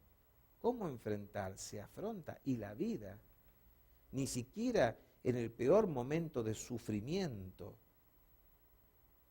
la vida no se enfrenta, se afronta. Claro, hay un tercer concepto. Enfrentar, afrontar, hay un tercer concepto que yo siempre utilizo, confrontar. Si el enfrentar implica tener por delante un adversario, el afrontar significa tener por delante un horizonte, el confrontar significa tener por delante ¿qué cosa? Un espejo. Confrontar significa que la vida muestra y me muestra algo de mí. La conciencia nos confronta, la vida nos confronta. Para que yo pueda darme cuenta de pasar de enfrentar a afrontar, necesito ser confrontado. Alguien que me haga dar cuenta. Porque así como el enfrentamiento genera violencia y el afrontamiento vigor, la confrontación, ¿saben qué genera? Conciencia, genera verdad, darme cuenta. el conquistador tiene que darse cuenta de esto, ¿verdad? Tenemos otro deambulante, que es el falso místico. Esa persona que declina su responsabilidad personal y todo lo pone en manos del Señor. Y si Dios así lo quiso, y será lo que Dios quiera, y será lo que esté marcado por la providencia. Y yo me lo imagino al Señor diciendo desde el más allá, no te equivoques, hermano, la responsabilidad es tuya. Y yo le pongo en las manos del Señor. Falso místico. En realidad es un pillo que quiere lavarse las manos y no asumir la responsabilidad de su respuesta. Y darle la responsabilidad a él. A veces hasta se atribuye, después de ese abuso, un sobreabuso, que es no creo más en vos por lo que me hiciste vivir. El falso místico, muchos, ¿verdad? Muchas veces usan de la fe, transforman la fe en una cábala, o la fe en una excusa, o la fe en una disculpa. Estoy dispuesto a asumir lo que Dios quiera que suceda, que es una manera de decir, no pienso hacer nada. Nada pienso hacer. Así después me puedo victimizar incluso. Y voy a tener el privilegio de ser víctima. Estos deambulantes a veces existen. Juan es un conquistador, Pedro es un falso místico, María es una yaya. Pero ¿saben qué es lo más divertido de todo? Todos nosotros nos podemos ver reflejados en todos los deambulantes, porque muchas veces en nuestras vidas hemos sido conquistadores, muchas veces en nuestras vidas hemos deambulado de distintas formas. Nadie está exento, así que estemos atentos. Ahora, ¿cuál es la condición verdadera de la persona humana? La del peregrino. El peregrino es ese que se encamina hacia lo sagrado. ¿Cómo una persona puede hacerse un peregrino? Sencillamente descubriendo que la propia vida se resuelve siempre desde esta concepción que tenía Frankl, que me resulta siempre muy significativa. Él decía, la persona humana está sujeta a dos leyes inexorables. Una es la ley de gravedad, por la cual tiene que asumir que sus pies están bien pegaditos en la tierra. Tomar conciencia con su aquí y ahora, sin negar lo que le está pasando. Es esto. Alguna vez alguien le dijo en Buenos Aires, hablando de su vida, le dijo, bueno, gracias doctor por la teoría que nos ha regalado, que tanto bien me ha hecho a mí. Yo digo, yo he tenido una vida con sufrimiento, pero por suerte no me tocó vivir lo que le tocó vivir a usted. Y él le dijo, no se equivoque, no es la suerte lo que resuelve una vida, es lo que uno hace con lo que le toca vivir. Y con lo que a uno le toca vivir, uno hace de su vida algo bueno o algo malo, no es la suerte. Entonces él dice que hay que tener los pies bien pegaditos en la realidad, aceptando lo que uno le toca vivir. Pero ¿saben qué? Dice, hay otra ley que es inexorable, que él en algún trabajo la presenta como la ley del cielo. El hombre con los pies en la tierra solo puede encontrar respuestas si eleva su mirada y sus brazos hacia arriba. Allí encontrará las respuestas. Había un pensador, un escritor muy importante en nuestra tradición en Buenos Aires, que es Leopoldo Marechal. Y Leopoldo Marechal dijo una vez, imagínense ustedes, ¿cuál es la mejor manera de salir de un laberinto? Y él se respondía, por arriba. ¿Para qué te vas a andar chocando con las paredes del laberinto si puedes salir por arriba? Y es un poco lo que dice Frankl, ¿verdad? Si uno no quiere deambular, tiene que estar dispuesto a poner los pies bien donde los tiene que tener y la mirada y las manos elevadas hacia donde las tiene que tener elevadas. Esa es la realidad. Y allí en ese valor encontrar el deber ser. Ustedes saben que Frankl terminó su vida de prisionero en el complejo de Dachau, donde fue liberado en el año 45. Cuando llega Víctor al campo de Dachau, capitán del campo, el oficial mayor, le pide que asuma su tarea de médico y que asista a los camaradas que estaban allí en el campo muriéndose por una epidemia de fiebre tifoidea. La Segunda Guerra termina con una epidemia de tifus en toda Europa. Sin remedios, sin comida y sin agua potable, como médico que atienda a sus pacientes. Unas semanas, unos días antes de que termine la guerra, los oficiales convocan a los prisioneros que estaban en pie y les dicen: miren, la guerra ya terminó. Los aliados están próximos a llegar al campo y a liberarlo. Ya no tiene sentido lo que estamos viviendo. Ahí hay un camión, los que quieran pueden tomar el camión e irse. Muchos prisioneros, como ustedes comprenderán, toman el camión. Y cuando va a arrancar le piden a Víctor que suba. Y Víctor dice: no puedo porque yo tengo que atender a mis pacientes. Pero si tus pacientes están casi muertos y vos estás enfermo, ¿qué vas a poder hacer por ellos? Y él allí establece algo que posiblemente es uno de los primeros imperativos para los logoterapeutas. Cuando un médico no puede curar, tiene la obligación de acompañar a su paciente en su sufrimiento. Por eso me quedo. Los compañeros toman el camión y se fueron. A los días efectivamente llegan los aliados y liberan Dachau y lo encuentran a él casi tan moribundo como el resto. Pasa 2 semanas en Múnich hasta que restablece su salud, gracias a la Cruz Roja Internacional, y cuando él se recupera, pregunta por sus amigos y camaradas, aquellos que se fueron en el camión. Y ahí el ejército americano le informa que en realidad ese camión fue dinamitado a los pocos kilómetros de Dachau, porque en realidad, como en el campo ya no había implementos para exterminarlos, y los oficiales no querían que quedaran testigos que pudieran dar cuenta de lo que pasó en ese campo, volaron ese camión, de modo tal que todos se murieron. Algunas personas en Buenos Aires también, que conocían el hecho, le decían en algún momento: doctor, qué suerte que no se subió a ese camión. Y él respondió en ese momento a este grupo de señoras: no se confunda. Al hombre siempre lo va a salvar, no la suerte. La persona humana se va a salvar siempre que haga lo que debe hacer. Y ese también es un imperativo categórico para los logoterapeutas.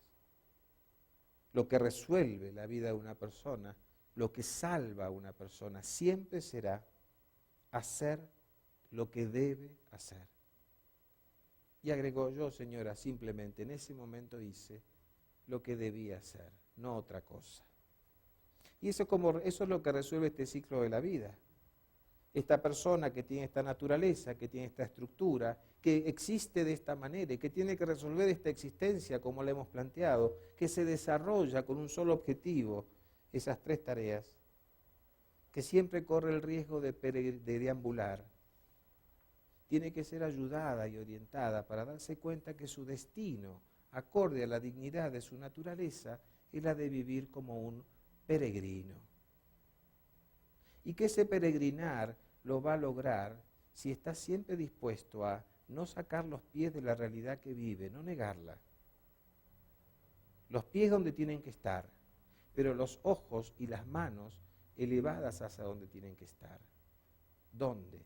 Donde pueda descubrir qué es lo que debe hacer.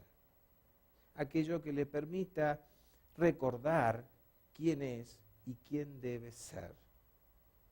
Esto es lo que le ayudará a la persona humana a resolver este ciclo de la vida. Vamos a venir acá, para no complicarlos. Ya estamos por hora. Todo esto es muy lindo, pero vamos a venir acá. Frankl, y ya me voy a ir. Frankl resolvía, porque ni miro la hora, me van a disculpar. Frankl siempre citaba a Hillel, ¿verdad? Hillel el sabio, diciendo: si no lo hago yo, ¿quién lo hará? Si no lo hago ahora, ¿cuándo? Si lo hago solo para mí, ¿quién soy? Y creo que esa es la clave del peregrino. Lo que tengo que hacer, lo tengo que hacer ahora. Decía William Morris: pasaré por este mundo una sola vez. Si hay algo que pueda yo decir, si hay algo que pueda yo hacer, diga yo esa palabra ahora. Haga yo esa acción ahora. porque pasaré por este mundo una sola vez. Si no lo hago ahora, ¿cuándo? Si no lo hago yo, ¿quién? Y si lo hago solo pensando en mí, ¿quién soy? Las claves del peregrino. Yo ya me voy, pero les voy a hacer escuchar, si me permiten 2 minutos, y si no se los voy a hacer escuchar igual, una canción, una brevísima introducción. Viktor Frankl escribió una obra de teatro que se llama Sincronización en Birkenwald. Esa obra de teatro es autobiográfica, aunque él no lo presenta como tal, y es como si fuera El hombre en busca de sentido, hecho obra de teatro. Transcurre en una barraca de un campo de concentración. Y allí vemos los sufrimientos y las angustias del prisionero que siente que todo se ha perdido, que todo se está muriendo, que se quedó solo en la vida y que en un momento determinado le pide al Señor que lo lleve. Y se muere un camarada y no él. Y se sintió hasta indigno de morir en ese momento, hasta que se dio cuenta que en realidad no moría porque todavía tenía algo que hacer por alguien. En parte era cumplir la promesa que le había hecho a Tilly, sobrevivir el campo. Sobrevivir el campo y escribir su libro, aquel que le habían quitado al ingresar. Y por ella y por eso él se propuso sobrevivir. Esto mismo sucede con este prisionero del campo. En su momento yo le pedí a Víctor autorización, hice la traducción al español de la obra y la pusimos en Buenos Aires en el Teatro Comercial. 3 meses estuvo la obra, muy dura, una obra muy trágica. Hace unos años, gracias al concurso de un grupo de jóvenes muy talentosos, actores y cantantes del mundo de la comedia musical, pudimos transformar esta obra en una comedia musical. Desafío, una obra que transcurre en una barraca de un campo de concentración, transformada en comedia musical. La gente no sale angustiada, sino que sale como sale uno después de leer El hombre en busca de sentido, ¿verdad? De esa comedia musical, yo les voy a hacer escuchar una canción, que es la canción que canta el prisionero, Franz, en realidad es Víctor, cuando se da cuenta de, por dónde peregrinar o por qué para peregrinar. En la canción sobre el final van a escuchar una voz de mujer, que es que en la fantasía del prisionero aparece Tilly, su mujer, e interviene de alguna manera en esa escena, ¿sí? Entonces yo les voy a hacer escuchar, hay algo muy bonito en la introducción, porque hay un personaje que mirando al público en este momento le dice: caballeros, le dice al público, hemos sido testigos que el hombre es ese ser que puede pasar por el infierno y seguir siendo un hombre. Y ahí empieza la canción de este personaje, a ver si la podemos escuchar, la vamos a lanzar de aquí.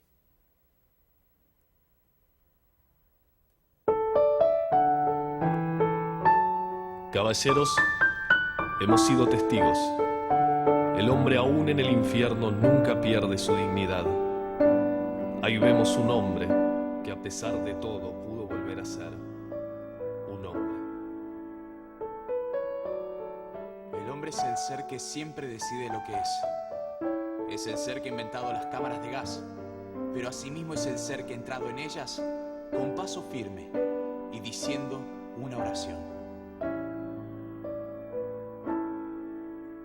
Todo fin es un principio, todo momento una oportunidad. Todo hombre ha de buscar su misión.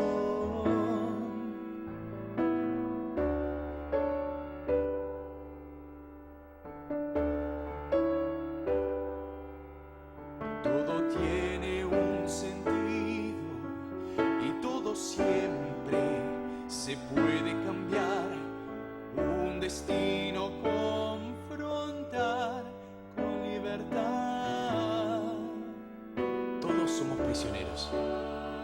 Todos tenemos nuestras propias barreras, nuestras propias prisiones. Somos prisioneros de nuestro sinsentido, de nuestro aburrimiento. Somos prisioneros de nuestros engaños, de nuestro egoísmo, de nuestro vacío.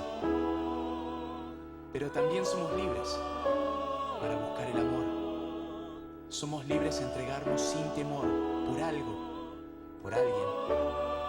Somos libres para descubrir un sentido a cada momento de nuestra vida. No nos define lo que decimos, sino lo que hacemos. Ni tampoco nos define nuestras caídas, sino cómo nos volvemos a levantar. No podemos esperar de la vida. Es la vida la que espera algo de nosotros hoy. Nunca mejor que hoy para buscar cuál es nuestro lugar aquí, qué es lo que tenemos que hacer. El hombre debe seguir buscando su sentido. Quien tiene un porqué para vivir, siempre resistirá.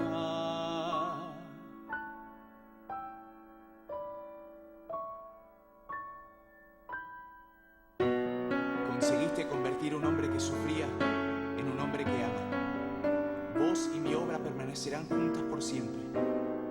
Una prueba más a superar. La vida. Vivir es la prueba más difícil, pero la más fascinante. Aquí estamos.